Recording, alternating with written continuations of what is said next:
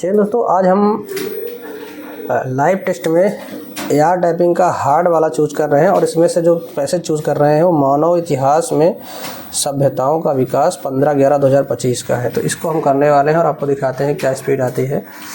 तो चलिए शुरू करते हैं। तो सभी लोग सिलेक्ट कर लीजिए, साथ में हम भी करेंगे और ये लोग भी करेंगे। चालू करें? रेडी। अभी रुक जाइए, सब लोग साथ में।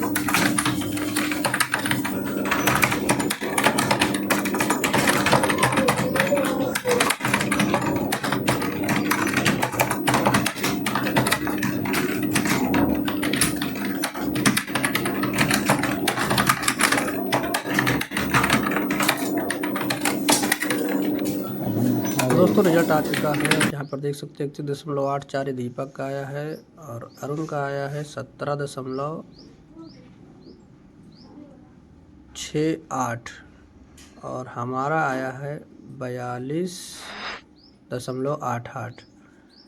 ठीक, बाकी के लोग और भी हैं उन